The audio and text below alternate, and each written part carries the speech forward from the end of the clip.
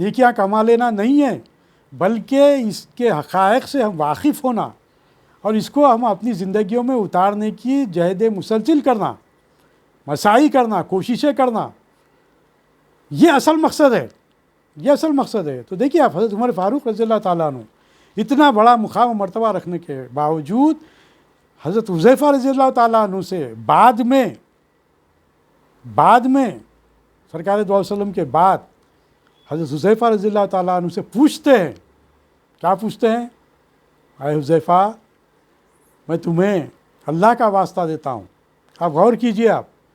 کتنا بڑا مقام اور مرتبہ رکھنے والی شخصیت، جن کو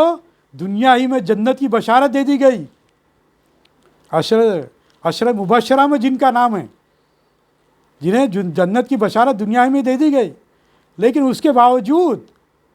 کیا رویہ ہے، کیا فکر ہے، آپ اندازہ لگائیے کہ آپ حضرت حذیفہ رضی اللہ تعالیٰ عنہ سے پوچھتے ہیں، اے حذیفہ،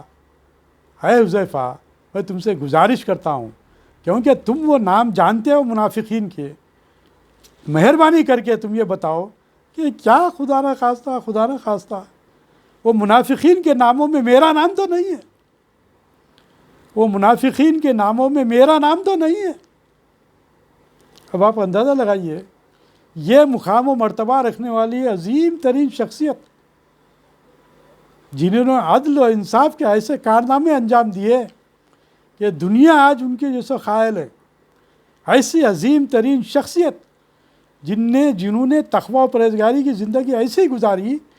کہ آپ تقوی کے تعلق سے صحابی سے پوچھتے ہیں کہ تقوی کسے کہتے ہیں؟ تو صحابی پلٹ کر پوچھتے ہیں، عمر، تم نے کبھی خاردار جھاڑیوں میں سے کبھی اپنا کوئی گزر کیا؟ ململ کے کپڑے پہنے ہوئے، باریک کپڑے پہنے ہوئے، تم نے کبھی خاردار جھاڑیوں میں سے گزرے؟ تو حضرت عمر رضی اللہ تعالیٰ نے کہا کہ ہاں میں گزرا ہوں۔ تو کہے وہ صحابی نے پوچھا، حضرت عمر کس طرح سے گزرے؟ جہاں گھاٹ کی خاردار، جب جو سو خاردار جھاڑیوں میں سے گزرے تھے تو کس طرح گزرے؟ تو حضرت عمر فاروق رضی اللہ تعالیٰ عنہ نے کہا، حضرت عمر رضی اللہ تعالیٰ عنہ نے کہا کہ میں اس طرح گزرا کہ اپنے دامن کو، اپنے کپڑوں کو سمیٹے ہوئے بچ بچ کر اپنے آپ کو بچا کر جو سو خاردار جھاڑیوں سے میں باہر نکلا۔ تو صحابی نے کہا کہ تقوی کی زندگی یہی ہے، تقوی کی زندگی یہی ہے، تقوی اسی کو کہتے ہیں، تقوی اسی کو کہتے ہیں کہ خاردار جھاڑیوں میں سے جس طرح انسان بچ کر نکلتا ہے، اسی طریقے سے اس دنیا میں جو زندگی گزارتا ہے تو اس کی زندگی میں جو تمام معاملات کے ساتھ اس کی جو زندگی ہے وہ اسی طرح بچ کر نکلے کہ اللہ تبارک و تعالیٰ کے ساتھ کوئی ایسی ہماری نافرمانی نہ ہو جائے جس سے اللہ ہم پر غضبناک ہو جائے، یا جس سے ہماری نافرمانی ہو جائے، جس سے اللہ ہم سے ناراض ہو جائے۔ اسی طرح ہم کو جو سو بچ کر جو سو اپنی زندگی گزارنا ہے۔ ایسی تقوی و پرہیزگاری کی زندگی اختیار کرنے والے صحابہ کا معاملہ یہ تھا کہ وہ اس طریقے کا اپنا اظہار کرتے ہیں، ایسے صحابی حضرت عمر فاروق رضی اللہ تعالیٰ عنہ، کہ کیا میرا نام منافقین میں تو نہیں ہے؟ اب آپ اندازہ لگائیے کہ کس قدر ڈرنے والے یہ صحابہ تھے، کس قدر اللہ تبارک و تعالیٰ سے خوف رکھنے والے صحابہ کرام تھے، کیا ان کا ایمان تھا۔ اور آج ہم کو بھی اس بات کی طرف توجہ دینے کی ضرورت ہے، اس بات کی طرف ہم کو فکر کرنے کی ضرورت ہے کہ جو علامتیں سرکار دو عالم صلی اللہ علیہ وسلم نے بیان کی ہیں، پھر میں ایک بار اس کو دہراتے ہوئے کچھ علامتیں آپ کے سامنے سرسری طور پر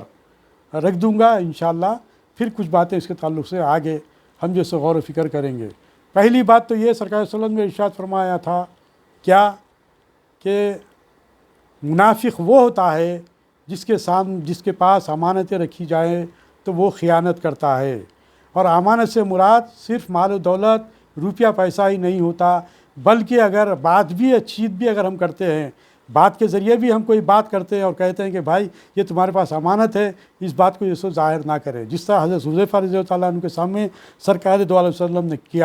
کہا کہ یہ امانت ہے، تو حضرت حذیفہ رضی اللہ عنہ نے کبھی اس بات کا اظہار کسی کے سامنے نہیں کیا۔ اور پھر اسی طریقے سے آپ نے ارشاد فرمایا تھا کہ کوئی منافق وہ ہوتا ہے جو بات کرے تو جھوٹ بولتا ہے، بات کرے تو جھوٹ بولتا ہے۔ اب ہم اپنی زندگیوں کا جائزہ لے لیں، اب ہم اپنی زندگیوں کا جائزہ لے لیں کہ ہم کس قدر جھوٹ بولتے ہیں، کس قدر ہم جھوٹ بولتے ہیں، ہر لمحہ ہر قدم قدم پر جھوٹ بولتے ہیں۔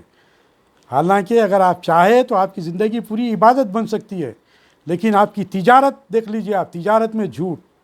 بات چیت کر رہے ہیں تو جھوٹ، بیوی کو کہہ رہے ہیں تو جھوٹ، شوہر سے کہہ رہے ہیں تو جھوٹ، حال و اولاد سے بات کر رہے ہیں تو جھوٹ، اولاد باپ سے بات کر رہی ہے تو جھوٹ۔ ہر کوئی ہماری زندگی کے اگر ہم لمحات کو اگر ہم تھوڑا سا جائزہ لیں تو ہماری زندگی جھوٹ پر جو ہے سو گھری ہوئی نظر آتی ہے۔ ہماری زندگی ساری جھوٹ میں گری ہوئی نظر آتی ہے۔ بچے سے پوچھتے بابا کہاں گئے تھے، بچہ آ کے بولتا ہے بابا میں وہاں گیا تھا، جھوٹ بولتا ہے۔ تاجر کے پاس جاوا بھائی یہ کتنے میں ہے، بولتا بھائی یہ اتنے میں ہے، میرے کو بھائی بالکل بس 10 روپے کا فائدہ لے رہا ہوں، حالانکہ اس کے پیچھے 50 روپے فائدہ حاصل کرتا۔ جھوٹ، بیوی شوہر کو جھوٹ بول رہی، شوہر بیوی کو جھوٹ بول رہا، تو زندگی ہماری جھوٹ میں گھری ہوئی ہے۔ اب آپ اندازہ لگائیے، یہ منافقین کی علامت سرکار دو علیہ وسلم نے کہہ دی۔ اور پھر تیسری علامت جو بات سرکار صلی اللہ علیہ وسلم نے کہی وہ یہ کہ عہد کرتے ہیں، وعدہ کرتے ہیں کسی سے تو وہ وعدے کی خلاف ورزی کرتے ہیں۔ جو منافقین ہوتے ہیں وعدے کی خلاف ورزی کرتے ہیں۔ اب ہم جائزہ لے لیں کہ ہم کس قدر کتنے معاملات میں ہم جو وعدہ خلافی کرتے ہیں۔ بتلانے کی ضرورت نہیں ہے، ہم غور و فکر کریں۔ صحابہ غور و فکر کرتے تھے، ہمارا کام بھی غور و فکر کرنا ہے کہ کہاں پر ہم جو ہے سو کس کو دھوکہ دے رہے ہیں، کس کے عہد و پیمان کو ہم چھوڑ رہے ہیں، کدھر ہم جو ہے سو وعدے کی خلاف ورزی کر رہے ہیں، کس کی وعدے کی خلاف ورزی کر رہے ہیں، کن کن باتوں پر وعدوں کی خلاف ورزی کر رہے ہیں۔ اس بات کا ہم کو اپنی زندگی کو جائزہ لینا پڑے گا تو ہم جو ہے سو کامیاب ہو سکیں گے۔ اس کے علاوہ پھر آپ صلی اللہ علیہ وسلم نے چوتھی جو بات سامنے رکھی تھی وہ یہ کہ یہ جب کسی میں سے ان کے تعلق سے کچھ بحث ہوتی ہے، کچھ اختلاف ہوتا ہے تو یہ آپس میں جب گفتگو کرنے لگتے ہیں تو جو منافق ہوتا ہے وہ گالی گلوچ پر اتر آتا ہے، وہ گالی گلوچ پر اتر آتا ہے، وہ گالی گلوچ پر اتر آتا ہے، اور وہ گالی گلوچ پر اتر آتا ہے، اور وہ اپنے آپ کو جو ہے سو یعنی کہ یہ میں کہوں گا کہ اس کی جو سو زبان سے جو سو سوائے برائیوں کے اور کوئی چیز جو سو ظاہر نہیں ہوتی۔ تو جو منافق کی جو علامت جو سرکار صلی اللہ علیہ وسلم نے بتلائی وہ یہ کہ جو آپس میں جب اس کا کسی قسم کی بات پر کسی بات پر اگر جھگڑا ہوتا ہے تو وہ گالی گلوچ پر اتر آتا ہے۔ یہ منافق کی علامت ہے۔ مومن کی علامت یہ نہیں ہوتی، مومن کی علامت صبر کرتا ہے اور گزر جاتا ہے۔ اذا خاطبهم الجاہلون قالوا سلاما، اذا خاطبهم الجاہلون قالوا سلاما، جب کوئی اگر اس کے ساتھ جہالت کرتے ہیں، جہالت سے پیش آتے ہیں تو وہ کیا کرتا، وہ اس کو سلام کر کر گزر جاتا۔ یہ مومن کی صفات ہے، یہ مومن کی علامت ہے۔ لیکن منافق کی علامت یہ ہے کہ وہ جھوٹ بولتا ہے، اور مومن کی علامت یہ ہے جب اگر جھگڑا ہوتا ہے تو گالی گلوچ سے بات کرتا ہے، گالی گلوچ سے بات کرتا ہے۔ یہ 4 علامتیں پھر ایک بار آپ کے سامنے رکھ دیا ہوں، انشاءاللہ تعالیٰ ان پر ہم غور و فکر کریں۔ انشاءاللہ تعالیٰ کل میں اس کے علاوہ قرآن مجید کی جو مختلف آیات میں، ان 13 آیات کے علاوہ بھی جو مختلف آیات میں قرآن مجید میں جو منافقین کا جو ذکر کیا گیا ہے،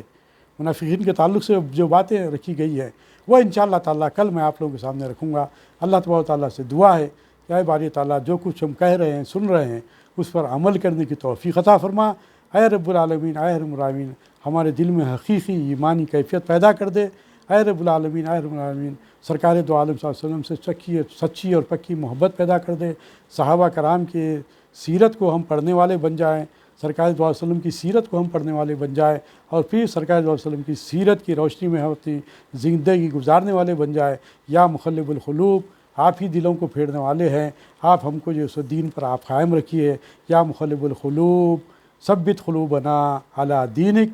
ربنا اغفر لی ولی والدی وللمؤمنین یوم یقوم الحساب،